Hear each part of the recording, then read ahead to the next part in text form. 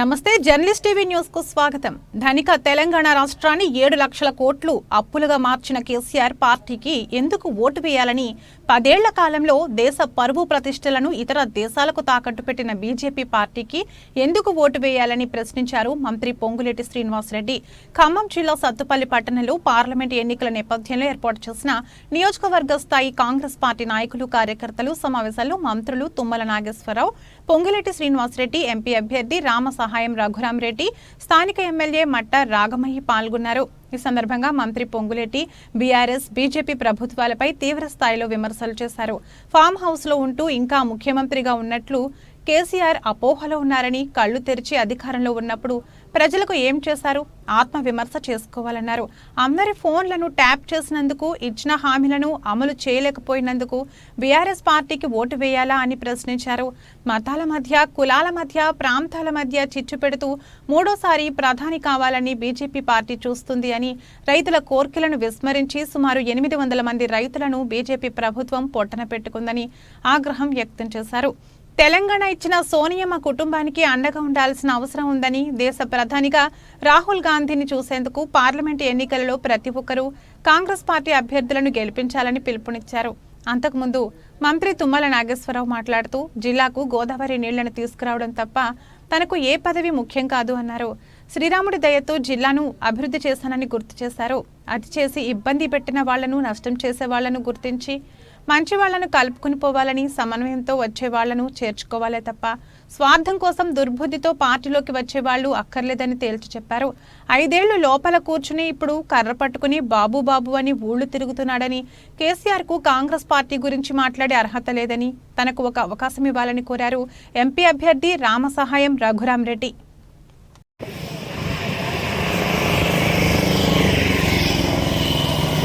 దాని చరిత్ర గురించి మనం ఎవరికి చెప్పక్కర్లేదు. కేవలం మరొకసారి మీరు ప్రతి ఇంటికి వెళ్ళి ఆ ఇంటి దగ్గర చేతి గుర్తుకి నల్ల డబ్బు అది బయటకు తీస్తే ఈనాడు నల్ల డబ్బు మొత్తం బీజేపీ ఎంపీని, బీజేపీ అనుకున్న పారిశ్రామికలు కాబట్టి ఆ డబ్బు వెనక్కి తీసుకెళ్ళలోకి వచ్చినప్పుడు గ్యాస్ సిలిండర్ కదా 450 రూపాయలు ఉన్నటువంటి గ్యాస్ సిలిండర్ కదా నువ్వు అధికారంలోకి వచ్చిన తర్వాత పార్లమెంటుకు ఈ జిల్లా నుంచే ఎన్నికవ్వటం, ఆమెను కూడా గౌరవించుకోవాలనే ఉద్దేశంతో వారికి కమ్మ సామాజిక వర్గం నుంచి అత్యధిక మెజారిటీని ఈ 7 శాసనసభ నియోజకవర్గాల్లో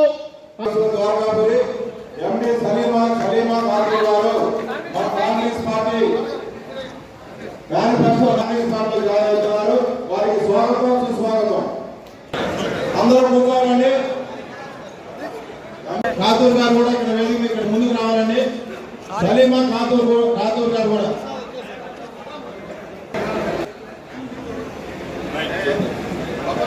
పదకొండు చంద్రశేఖర్ గారు ఎక్కడ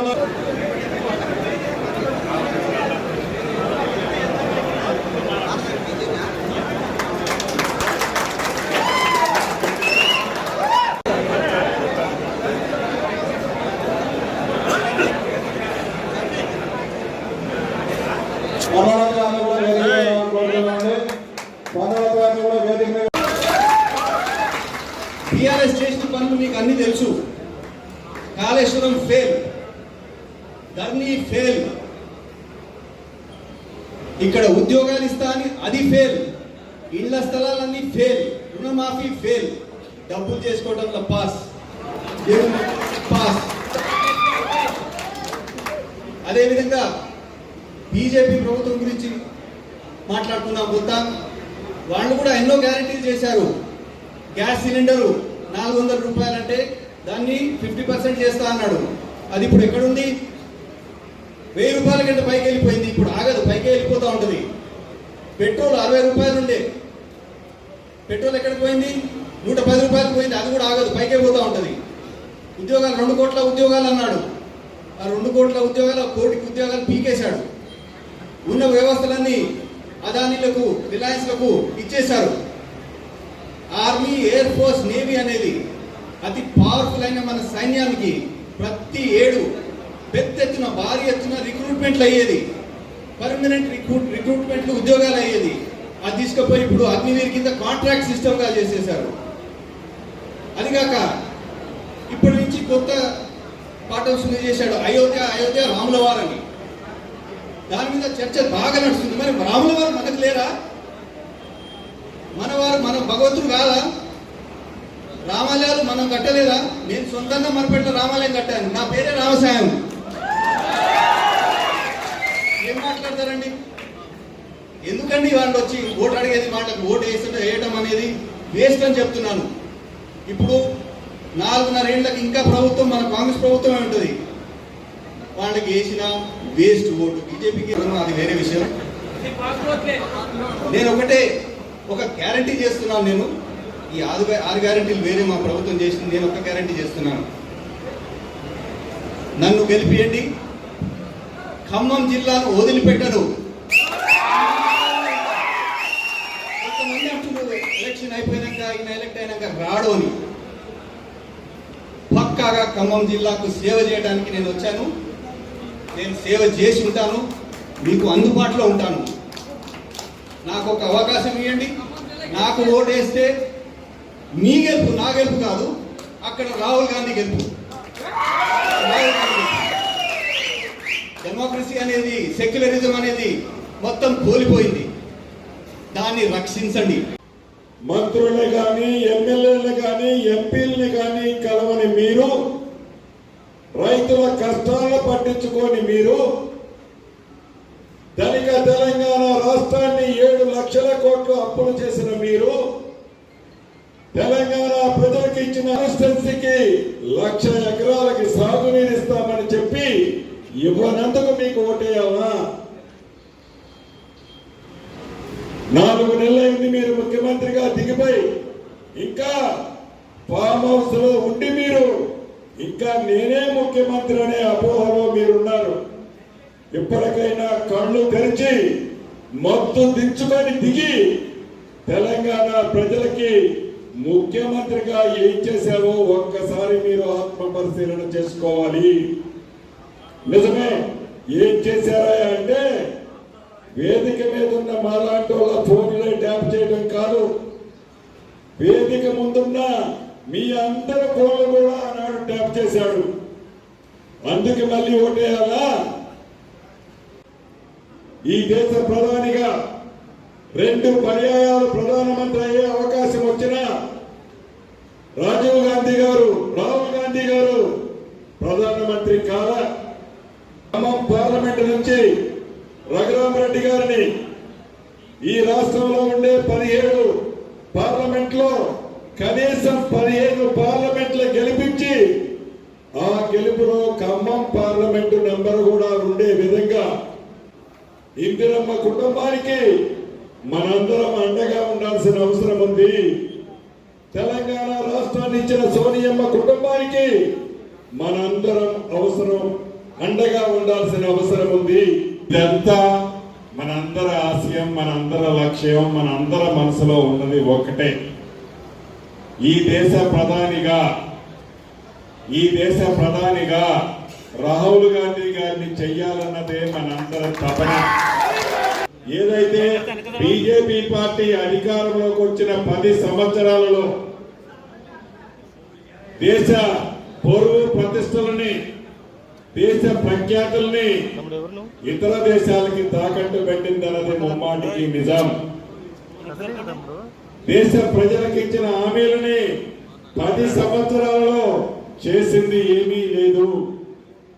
తెలంగాణ ప్రజ సొమ్ముని దోచుకున్నందుకు ఓటేయాలనా?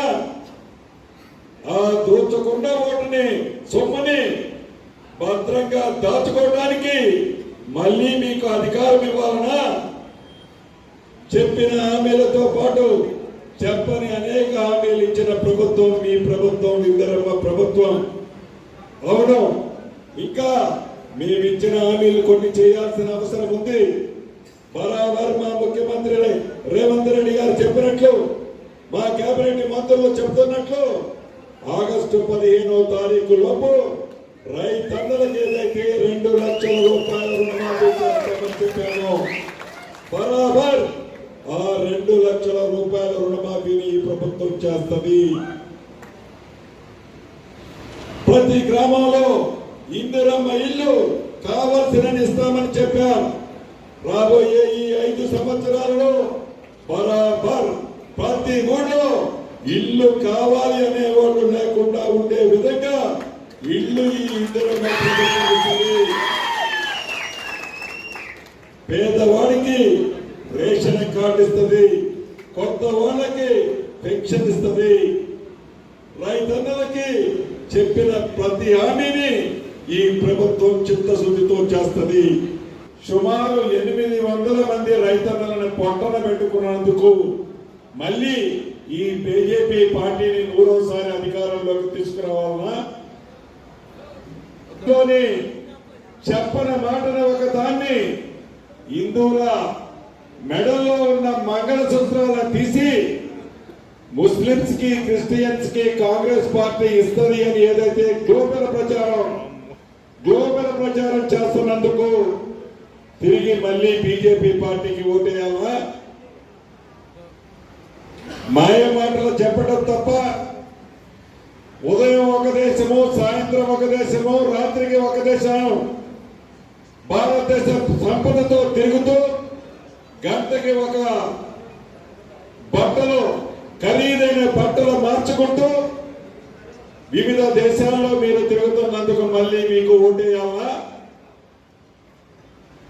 ఒక్కసారి మతాలను రెచ్చగొడుతూ, కులాలను రెచ్చగొడుతూ, అన్నదమ్ముల మధ్య, ప్రాంతాల మధ్య చిచ్చులు పెడుతూ మళ్ళీ భారతదేశంలో 3వసారి ప్రధానమంత్రి కావాలని కుట్రాలు పడుతూ అబద్ధాలు చెబుతూ చివరికి రాముల వారిని కూడా రాజకీయంలోకి తీసుకొచ్చి వాడుకున్నందుకు 3వసారి ప్రధానమంత్రి కావడానికి మళ్ళీ మీకు ఓటేయాలన్నా? సురేందర్ రెడ్డి గారి యొక్క కొడుకుని రఘురామరెడ్డి గారిని మనకి ఎంపీగా నిర్ణయించారు. మనం ఏ పార్టీలో ఉన్నా చిత్తశుద్ధితోటి ఆ పార్టీ అభివృద్ధితో పాటు ఆ ప్రాంత అభివృద్ధికి మనం కష్టపడి పనిచేయాలనే ఆలోచనతో రాహుల్ గాంధీ గారి పిలుపు మేరకి, మీ అందరి యొక్క ఆలోచన మేరకి నేను కాంగ్రెస్ పార్టీలో శాసనసభ్యుడిగా, నేడు మంత్రిగా ఉండే అవకాశం వచ్చింది.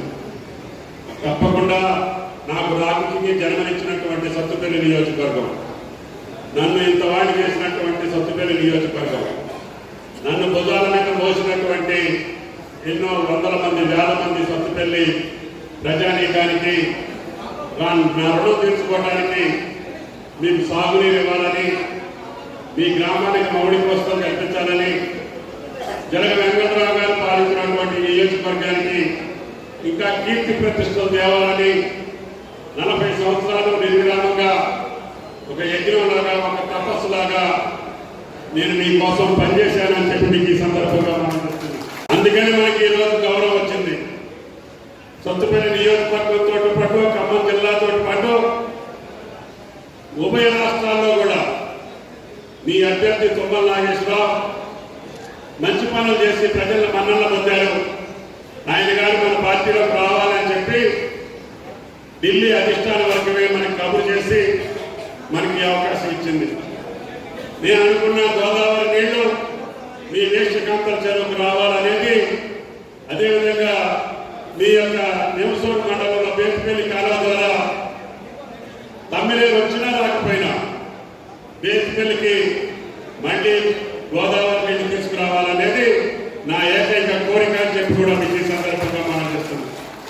నాగార్జున సాగర్, కృష్ణానది నీళ్లు రాకపోయినా, తమ్మిలేరు నీళ్లు రాకపోయినా గోదావరి నీళ్లు వచ్చి సత్తుపల్లి నియోజకవర్గంలో ఏ పార్టీకి ఆ పార్టీ ఓటు చేసుకున్న ఉంటారు. వాళ్ళ గురించి మనకి ఇబ్బంది లేదు. కానీ అతి చేసినటువంటి వాళ్ళు, మిమ్మల్ని ఇబ్బంది పెట్టినటువంటి వాళ్ళు, మీకు నష్టం చేసేటటువంటి వాళ్ళు, భవిష్యత్తు కూడా మీకు కష్టాలు సృష్టించే వ్యక్తుల్ని డాక్టర్ గారు చూసి చేసుకోమని, అది మీ సలహాతో చేసుకోమని చెప్పాను. నా దగ్గరికి చాలా మంది వస్తున్నారు.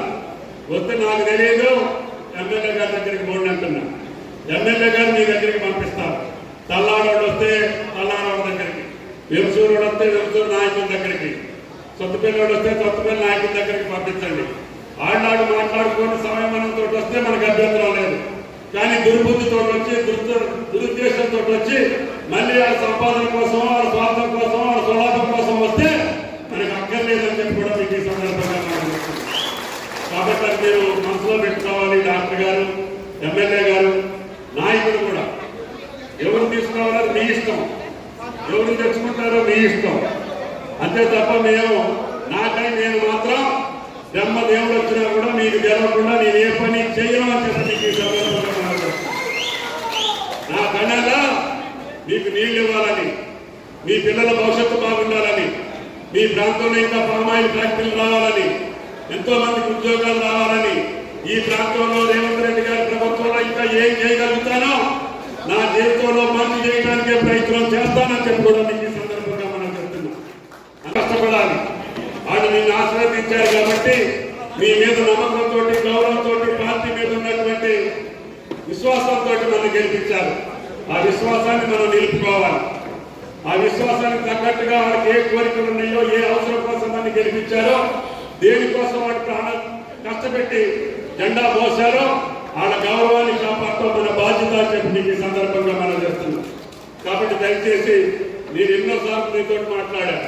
నా సంగతి మీకు తెలియంది కాదు, నా కార్యక్రమాలు మీకు తెలియంది కాదు, నా చరిత్ర మీకు తెలియంది కాదు. నేను మట్టికి తెలిసి తప్పు జరగదు. తెలవకుండా ఎక్కడైనా జరిగితే నా దృష్టికి తీసుకురాండి. డాక్టర్ గారు చాలా రోజులుగా పార్టీలో పనిచేశారు. మీతోటి అనుబంధం ఉంది. స్వచ్ఛంద సంస్థలతోటి ఆయన ఎంతవరకు సేవ చేయగలుగుతారో అంతవరకు చేస్తున్నారు. మనం జాగ్రత్తగా కాపాడుకోవాల్సిన అవసరం ఉంది. డాక్టర్ గారి కుటుంబం చేసినటువంటి సేవలతో పాటు ఇవాళ భగవంతుడి దయ వల్ల ఇది చారిత్రక నియోజకవర్గం. సొత్తుపల్లి అంటేనే రాష్ట్రంలో ఒక పేరెన్నిక నియోజకవర్గం, ఒక సంస్కృతి సంప్రదాయానికి పేరెన్నిక నియోజకవర్గం. పెద్ద పెద్ద మహానుభావులు ఇక్కడ ఎమ్మెల్యేలుగా, మంత్రులుగా, ముఖ్యమంత్రులుగా సర్దార్ చారి వెంకటరావు గారు కూడా ఈ ప్రాంత అభివృద్ధికి పాటుపడ్డటువంటి వ్యక్తులు ఉన్నారు. అటువంటి వ్యక్తులను మరిపించి ఆ రోజు లేని అవకాశాలను కూడా తీసుకొచ్చే భాగ్యం నాకు మీరు కల్పించారు, శ్రీరామచంద్రుడు కల్పించారు. అందుకనే మీ మండలంలో ఏ ఊరికి పోవాలన్నా బెంచి కారులో పోతారు. ఇప్పుడు ఎక్కడికి పోవాలన్నా మంచినీళ్ళు లేని యోసూరు మండలంలో కూడా 3 పంటలు పండించుకునేటటువంటి రోజులు వచ్చినాయి.